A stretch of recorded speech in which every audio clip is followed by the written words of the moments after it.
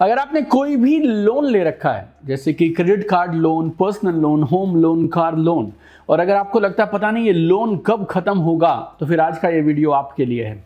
और ऐसे बहुत सारे लोगों को मैं जानता हूं जिनके पास में मल्टीपल लोन्स हैं, पर्सनल लोन भी है, कार लोन भी है, होम लोन भी है, और कभी कभी ऐसा डर लगने लगता है यार कि पूरी लाइफ ना ये लोन्स पता नहीं खत्म भी होंगे या नहीं होंगे। तो अगले 10 मिनट में इस वीडियो में मैं आपके साथ शेयर करने वाला हूं 10 पावरफुल, प्रैक्टिकल, आसानी से फॉलो किए जाने वाले तरीके जिससे आप अपने लोन्स को जल्दी चुका सकते हैं।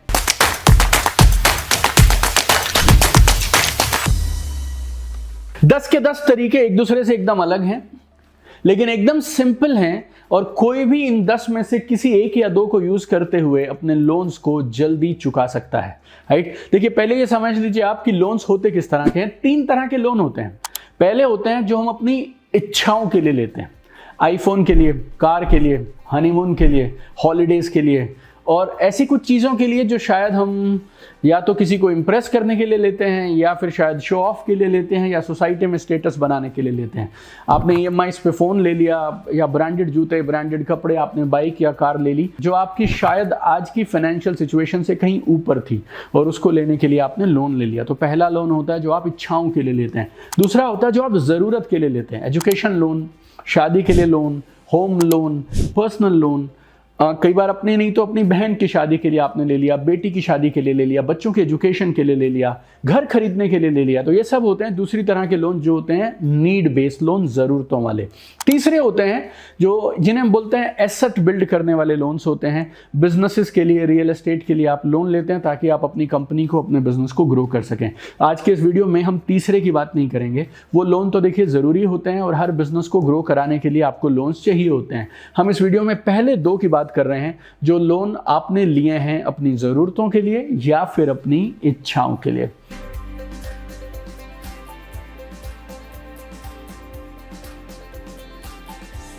तो इस वीडियो में मैं 10 तरीके आपको बताने वाला हूं जिससे आप अपने लोन को जल्दी चुका सकते हैं। 10 के 10 यूनिक हैं, 10 के 10 को समझ लीजिएगा। और 2 मेरे पास खास बोनस टिप हैं जो इन 10 से भी ऊपर हैं। इस वीडियो के लास्ट में मैं शेयर करूंगा आपसे उन सब दोस्तों से जो लास्ट तक मेरे साथ इस वीडियो में बने रहेंगे। तो जल्दी से समझते हैं। बहुत रिसर्च बेस्ड वीडियो है और आपकी कमाल की मदद करने वाला है। आइए एक एक करके 10 के 10 पॉइंट्स को समझते हैं और अपने इस लोन्स के बोझ को जल्दी से खत्म करते हैं। देखिए पहली चीज है प्रायोरिटाइज लोन्स। इस बात को गहराई से समझिएगा, प्रायोरिटाइज लोन्स। अगर आपके पास मल्टीपल लोन्स हैं तो फिर आपको ये प्राथमिकता बनानी होगी कि किस लोन को पहले खत्म किया जाए, और ये मेनली आप डिसाइड करते हैं उनके अमाउंट के हिसाब से, और उससे भी बड़ी बात उसके रेट ऑफ इंटरेस्ट के हिसाब से। देखिए सबसे खतरनाक लोन होता है जो आप प्राइवेट लेंडर से लेते हैं। मंथली 5%, 7%, 8%, 10% पे लोन ले लेते हैं लोग, और ये जनरली वो लोग होते हैं जिनके पास क्रेडिट कार्ड्स नहीं हैं, बैंकिंग उनकी उतनी अच्छी है नहीं, तो ऑफिशियली वो लोन ले नहीं सकते, तो वो कैश लोन्स ले लेते हैं ये 5-10% मंथली पे। ये बहुत खतरनाक लोन होते हैं। अगर आपने ये लोन ले लिए तो फिर आपका इससे बाहर आ पाना बहुत मुश्किल होता है। तो अगर आपके पास गलती से ये कैश लोन है जो आपने किसी इंसान से या मनी लेंडर से लिया है, तो सबसे पहले आपको उसको ख़त्म कर देना चाहिए। दूसरा लोन जो बहुत खतरनाक होता है और ऑफिशियली जो लोन लिए जाते हैं उनमें सबसे खतरनाक है, वो है क्रेडिट कार्ड लोन।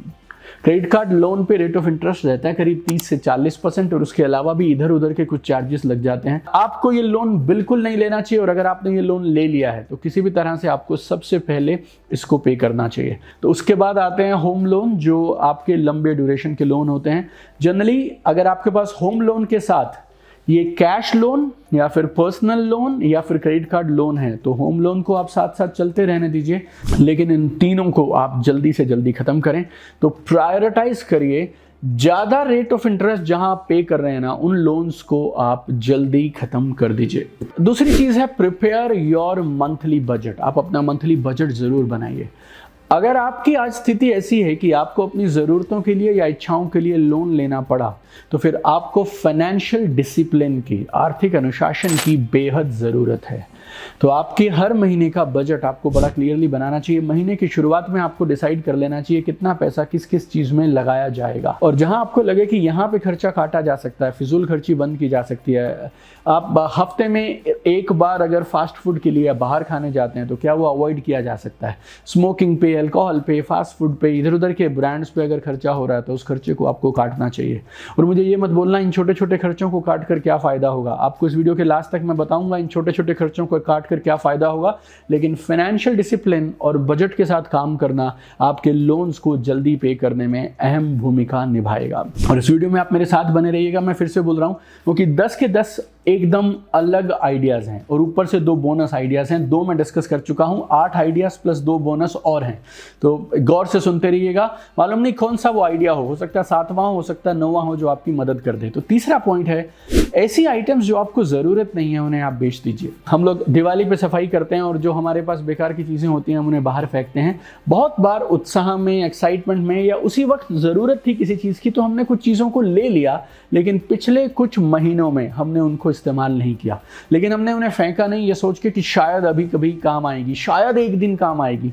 जो चीज़ पिछले 3, 6, 12 महीने काम नहीं आई ना, तो उस चीज़ की आपको यकीन मानिए ज़रूरत नहीं है। तो OLX या जो भी अलग अलग प्लेटफॉर्म है, अपनी बेकार की चीज़ें जो आपके काम की नहीं है उन्हें बेच दीजिए और जो फंड्स आए उन्हें कहीं और मत डालिए। अपने लोन की रीपेमेंट के लिए तुरंत उस फंड का इस्तेमाल करिए। चौथी कमाल की चीज़ जो आपको करनी चाहिए, आपकी इच्छाएं बड़ी हैं और उन इच्छाओं को पूरा करने के लिए आपको लोन लेना पड़ता है। ये क्या है? आपको कोई side hustle, side income, part time income के लिए काम करना शुरू कर देना चाहिए। अगर आपकी इच्छाएं बड़ी हैं तो उन इच्छाओं को पूरा करने के लिए मेहनत करिए। बाकी लोग 8-10 घंटे काम करते हैं, आपकी इच्छा बड़ी है तो फिर आप 14 घंटे काम करिए। तो कुछ ना कुछ साइड में अपनी जॉब के साथ, प्रोफेशन के साथ में आप शुरू कर सकते हैं। और कम से कम आप इतना काम कर लें कि आप अपने लोन की साल की 1 EMI एक्स्ट्रा पे कर दें अपनी साइड हसल से। तो अगर आप 12 EMI पे करते हैं ना अपनी रेगुलर इनकम और सैलरी से, तो अपनी साइड हसल से बस इतना काम कर दो कि आप 13वीं एक एक्स्ट्रा EMI पे कर दोगे। आप ये मत पूछना मुझसे 1 एक्स्ट्रा EMI साल में पे करेंगे तो क्या होगा, इससे बहुत बड़ा फर्क पड़ता है। आपको 9वें 10वें पॉइंट पर जाकर बताऊंगा। 5वीं चीज जिसको गौर से समझिएगा, क्रेडिट कार्ड का इस्तेमाल आपको बहुत स्मार्टली करना है। अधिकांश लोग क्रेडिट कार्ड को ले लेते हैं बहुत उत्साह के साथ क्योंकि एनुअल फ्री है, लाइफ टाइम फ्री है, ऐसा फ्री वैसा फ्री, हर बैंक वाला आपको तैयार है कार्ड देने के लिए। लेकिन इसको लेना बहुत आसान है, संभालना बहुत मुश्किल है क्योंकि 90% लोग लोन्स के चक्कर में क्रेडिट कार्ड के साथ में उलझ जाते हैं। लेकिन कुछ ऐसे स्मार्ट लोगों को मैं जानता हूं जो अपनी लोन्स की पेमेंट के लिए भी क्रेडिट कार्ड को यूज़ कर लेते हैं क्योंकि क्रेडिट कार्ड में जनरली 30 से 50 दिन का आपको इंटरेस्ट फ्री पीरियड मिलता है। तो आप उस इंटरेस्ट फ्री पीरियड का इस्तेमाल कर सकते हैं। कुछ छोटी छोटी पेमेंट्स आपने कर ली, उसके बाद उन्हें लोन रीपेमेंट के लिए यूज़ कर लिया और जब इकट्ठी बारी आई आपकी पेमेंट करने की तो वहाँ पे आपने इकट्ठे पे कर दिया। तो जो ये 30 से 50 दिन का समय आपको मिलता है इंटरेस्ट फ्री पीरियड, अगर आप स्मार्टली यूज़ करें इसको तो इसको भी आप यूज़ कर सकते हैं अपने लोन्स की रीपेमेंट को करने के लिए। छठा आइडिया बहुत सरल है। अगर आपके पास ऐसी छोटी छोटी इन्वेस्टमेंट हों जहाँ रेट ऑफ रिटर्न बहुत कम है, फिर उन इन्वेस्टमेंट्स को आप लिक्विडेट कर दीजिए। आपने जो लोन ले रखा है उस पर आप 12% का रेट ऑफ इंटरेस्ट पे करते हैं। आपने जो FD करा रखी है उस पर आपको 6% का इंटरेस्ट मिलता है। आपका पैसा है, ले रहे हैं आप 6%, दे रहे हैं आप 12%, इसमें कौन सी समझदारी है?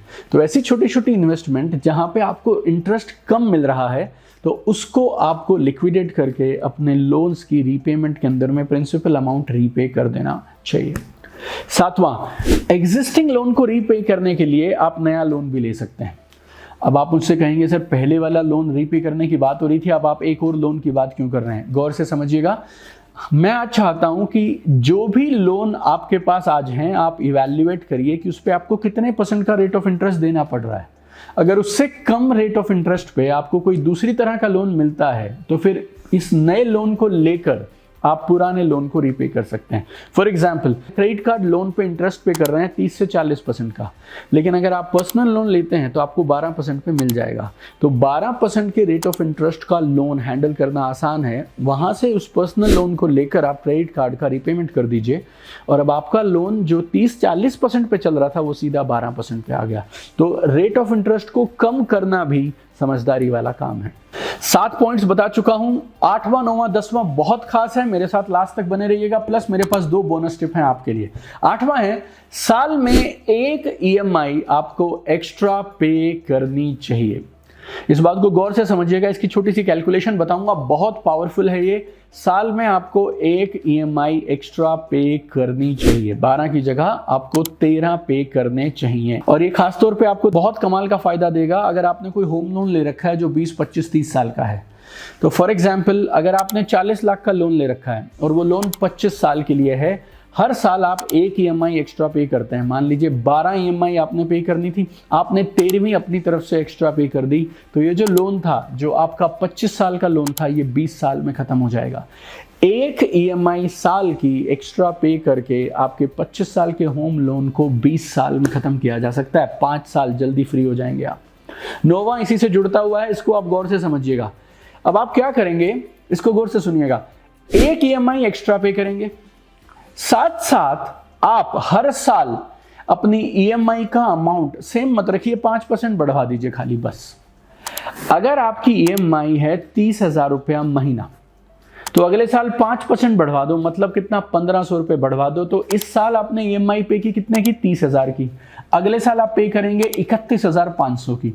अगले साल पे करेंगे 33,075 रुपये की। बस 5% आपने एक साल के बाद अपनी EMI का अमाउंट बढ़वा देना है, बस। Every year 5% extra. और आप 12 EMI जब पे कर चुके हो, 12 किश्तें आप दे चुके हो, तो 13वीं और एक्स्ट्रा देने की आपने हिम्मत करनी है।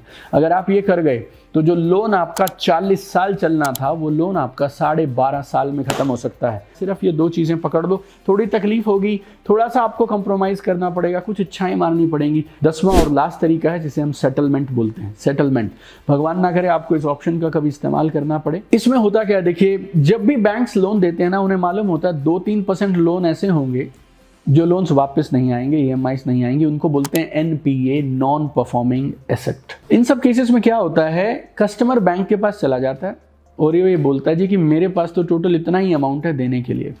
फिर बैंक से थोड़ी बहुत नेगोशिएशन होती है, बैंक वाले कुछ और बोलते हैं, आप कस्टमर अपना अमाउंट बोलता है, बीच में एक अमाउंट सेटल हो जाता है और उस अमाउंट को देकर आप उस लोन से परमानेंटली फ्री हो सकते हैं। लेकिन इसमें प्रॉब्लम सिर्फ एक होती है, आपका क्रेडिट स्कोर जो है, आपका जो क्रेडिट स्कोर है वो खत्म हो जाता है। आप पे स्टैंप लग जाती है कि आपने पिछले लोन में ये सेटलमेंट किया था। अगली बार कोई भी लोन लेने जब आप जाएंगे तो फिर आपको कोई भी बैंक आसानी से लोन नहीं देगा। तो ये ऑप्शन आपको तब चूज करना है जब जिंदगी में इसके अलावा और कुछ ना बचाओ, मतलब हालत इतनी खराब है कि अब जीने मरने का सवाल आ गया, then you can use this option. आपको जल्दी से अब 2 बोनस टिप्स बता देता हूं। देखिए, पहला है इमरजेंसी फंड। ये इमरजेंसी फंड क्या है, आपका महीने में जो भी खर्चा होता है उसका 6 से 12 महीने का अमाउंट आपके पास धीरे धीरे करके आप इकट्ठा कर लीजिए, उसको बोलेंगे इमरजेंसी फंड। अगर आपका महीने का खर्चा है 20,000 रुपये, ये तो आपको मिनिमम चाहिए, तो फिर 6 महीने का हो गया 1,20,000, साल का हो गया 2,40,000। तो धीरे धीरे सरप्लस इकट्ठा करते चले जाइए और आप अपने लिए अगले कुछ सालों में एक ऐसा फंड बनाइए जिसको हम बोलेंगे इमरजेंसी फंड। अगले 6 से 12 महीने का खर्चा आपके पास उस फंड में पड़े रहना चाहिए, खराब लोन लेने पड़े ऐसी सिचुएशन ना आए। दूसरा, अपने लिए टर्म इंश्योरेंस और पूरी फैमिली के लिए हेल्थ इंश्योरेंस, ये आपको ज़रूर ले लेना चाहिए। ये टर्म इंश्योरेंस बहुत ज़रूरी है, खुदा ना खास्ता अगर कभी आपको कुछ हुआ तो आपके परिवार की फाइनेंशियल सपोर्ट के लिए। और सबका, आपका और आपके परिवार का हेल्थ इंश्योरेंस बहुत ज़रूरी है कि मेडिकल ट्रीटमेंट इमरजेंसी के लिए आपकी सारी बची हुई सेविंग्स खत्म ना हो जाएं और उनके लिए लोन ना लेना पड़े, राइट। तो ये थे 10 तरीके जिनको यूज़ कर आप अपनी लोन्स को जल्दी पे कर सकते हैं। और इन 10 में से कौन सा तरीका आपको आज यूनिक लगा या जिसको लगता है आपको कि आप यूज़ करना चाहेंगे, कॉमेंट में ज़रूर बताइएगा। और ये एक ऐसा वीडियो है जिसको आपको मैक्सिमम लोगों तक ज़रूर शेयर करना चाहिए। बहुत सारे लोग हैं जो लोन्स के चक्कर में उलझे हुए हैं, आपका ये एक शेयर उनकी ज़िंदगी में उम्मीद की एक किरण हो सकता है। तो don't forget to share this video with all your friends, family, Telegram groups में, व्हाट्सएप ग्रुप में, फेसबुक पे, यूट्यूब पे, इंस्टाग्राम पे, जहाँ जहाँ आप डाल सकें इस वीडियो को ज़रूर शेयर करिएगा। I have one dream, I want to see you at the top.